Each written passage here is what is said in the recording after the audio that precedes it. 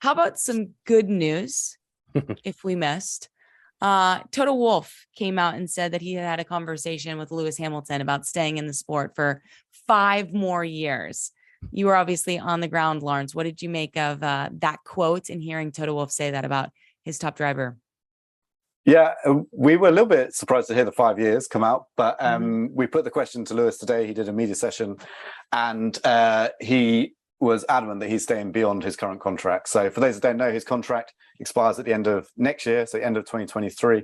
And after that, there was all these question marks about it. You know, we've even had stories about Daniel Ricciardo lining himself up in a reserve drive in case Lewis chooses to walk away at the end of next year.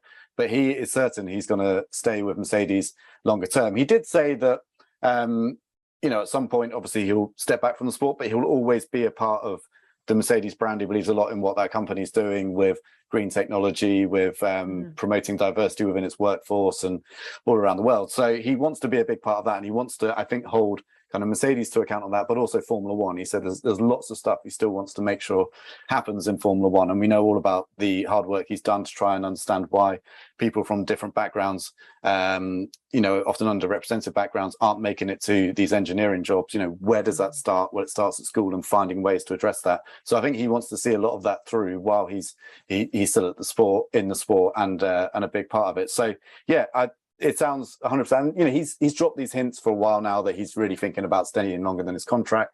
So not a huge surprise in that regard. But now it looks pretty much certain that he's kind of getting into the point where no doubt him and Toto at some point will start to talk down and discuss seriously how many years it will be and what the numbers will be. You know, and what position he plays. So I think it's great news for sport, because I think Lewis is, you know, still one of the top drivers in Formula One, even though he's been in a car where he hasn't been able to show it so much this year.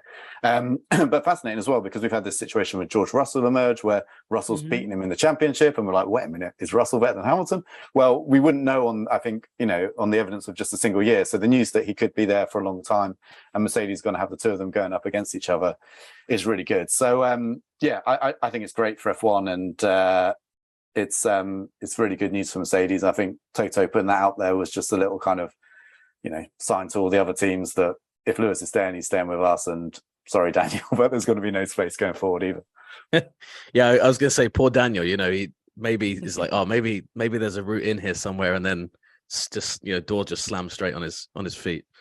Yeah, I agree with Laurence. I think it's mega. I thought Max v Lewis last year was some of the best Formula One I've ever seen, and Laurence is right as well. Like, you know, Russell's right in there now. So if Mercedes and Red Bull kind of converge again in terms of performance, not only will we potentially see that Max and Lewis fight, but you have that extra element of Russell being in there as well. So yeah, I think it's great. And yeah, I think it's always interesting, isn't it? Because a lot of the time when a driver's at this point in their career and they haven't been to like a Ferrari or something, people say, do you want to go to Ferrari? But Lewis kind of poured a lot of water on that quite, you know, early. He was like, no, don't want to.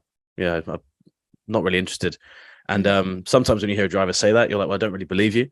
But I do believe Lewis completely. You know, I think it's Mercedes, or maybe not nothing, you know, in that circumstance. I'm sure he'd have interested like suitors after him. But yeah, it's just such a good match. And he clearly loves driving there. And it's interesting, isn't it, how quickly in 6 months, we weren't really sure. I mean, we weren't even sure if Lewis was going to ever emerge again after Abu Dhabi. He kind of disappeared in the off season. We didn't know where he'd gone.